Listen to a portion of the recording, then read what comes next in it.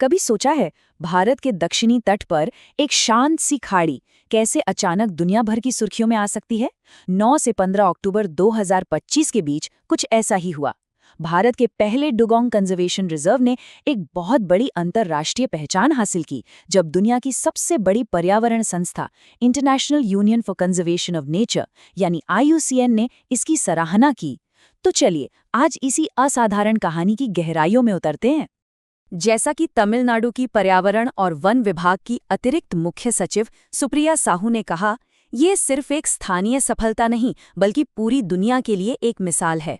तो सवाल ये है कि इस पहल में ऐसा क्या खास है, क्या है वो बात जो इसे इतना अहम बनाती है? चलिए इस विश्लेषण में हम यही पता लगाते हैं। तो ये कहानी आखिर है किसकी? ये कहानी है एक बेहद शांत और कोमल समुद्री जीव की, कुछ मछुआरों की और एक ऐसे अनोखे आइडिया की जिसने दुनिया का ध्यान अपनी ओर खींच लिया। तो बात है 9 से 15 अक्टूबर 2025 की और जगह थी अबू धाबी। यहाँ दुनिया भर के बड़े बड़े संरक्षणवादी IUCN वर्ल्ड कंजर्वेशन कांग्रेस के लिए इकट्ठा हुए थे और इसी मंच पर भारत की पाक खाड़ी में बने डुगोंग कंजर्वेशन रिजर्व को एक ग्लोबल मॉडल के रूप में सराहा गया। ये महज एक तारीफ नहीं थी बल्कि पूरे दक्षिण एशिया के लिए एक उम्मीद की किरण थी। अब मिलते हैं इस कहानी के असली हीरो से, वो शांत और सौम्य डुगोंग जिसे हम सब प्यार से समुद्री गाय भी कहते हैं। ये है डुगोंग। जरा सोचकर देखिए, समंदर में रहने वाला ये इकलौता बड़ा जीव है जो पूरी तरह से शाकाहारी है। ये कोई शिकारी नहीं है बल्कि एक किसान की तरह समंदर की गहराइयों में उगी समुद्री घास को शांति से चरता है। और जानते हैं, यही आदत इसे हमारे समुद्री इकोसिस्टम के लिए बेहद जरूरी बना देती है। एक डुगोंग एक ही दिन में 30 से 40 किलो समुद्री घास खा जाता है। सोचिए जरा, भारत में ये बस कुछ ही जगहों पर मिलता है जैसे पाक खाड़ी, मन्नार की खाड़ी और अंडमान निकोबार द्वीप समूह। लेकिन सबसे जरूरी बात है इसकी संरक्षण स्थिति। IUCN की रेड लिस्ट में इसे वल्नरेबल का दर्जा मिला है। मतलब अगर हमने इसे नहीं बचाया तो ये विलुप्त होने की कगार पर पहुंच सकता है। और ये नंबर सच में दिल दहला देने वाला है। पूरे भारत के समुद्रों में अब सिर्फ करीब 240 डुगोंग ही बचे हैं। लेकिन डुगोंग को बचाने की कहानी सिर्फ डुगोंग की नहीं है, ये कहानी उसके घर की भी है। और यहीं पर एक बहुत ज़रूरी कॉन्सेप्ट आता है, ब्लू कार्बन। ये कोई रॉकेट साइंस नहीं है, ये बस वो कार्बन है जो हमारे तटी इकोसिस्टम जैसे समुद्री घास के मैदान और मैंग्रोव अपने अंदर स्टोर कर लेते हैं। सच पूछिए तो ये इकोसिस्टम क्लाइमेट चेंज के खिलाफ लड़ाई में हमारे सबसे बड़े योद्धा हैं। तो सवाल ये उठता है कि पाक खाड़ी ने इस बड़ी चुनौती का सामना आखिर किया कैसे? सितंबर 2022 में तमिलनाडु सरकार ने एक ऐतिहासिक फैसला लिया। उन्होंने पाक खाड़ी में 448 वर्ग किलोमीटर के एक बहुत बड़े इलाके को भारत का पहला डुगोंग कंजर्वेशन रिजर्व घोषित कर दिया। लेकिन ध्यान देने वाली बात यह है कि यहाँ सिर्फ डुगोंग को नहीं बल्कि उसके घर और उसके भोजन यानी समुद्री घास को भी बचाया जा रहा है। और तरीका भी बड़ा इनोवेटिव है। बांस और नारियल की रस्सी से बने फ्रेम का इस्तेमाल करके जो समुद्री चरागाह उजड़ चुके थे उन्हें फिर से जिंदा किया जा रहा है।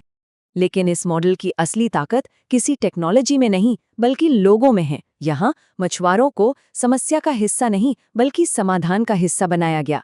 सिस्टम बहुत सिंपल है। अगर कोई डुगोंग गलती से किसी मछुआरे के जाल में फंस जाए तो उससे मारा नहीं जाता।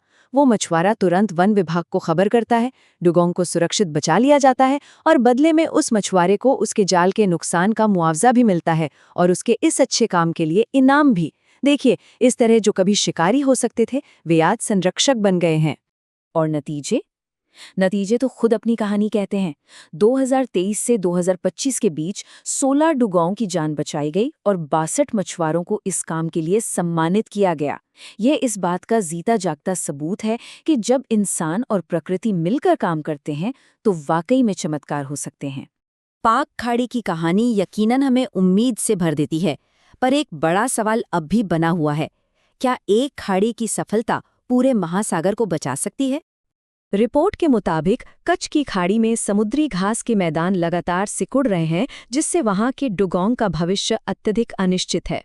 वहीं अंडमान में उथले पानी की कमी उनके अस्तित्व के लिए एक बहुत बड़ी चुनौती बन गई है।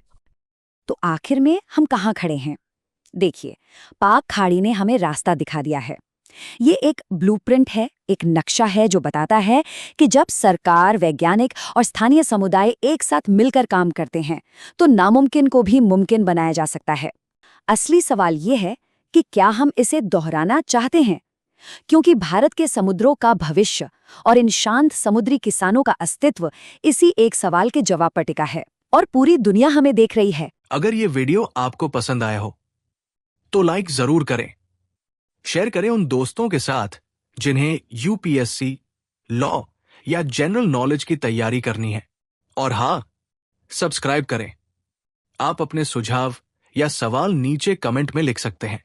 यूपीएससी एंड कॉम्पिटिटिव एग्जाम की गाइडेंस या मेंटरशिप के लिए संपर्क करें।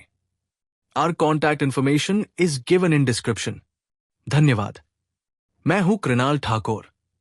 मिलते हैं अगले भाग में। जय हिंद।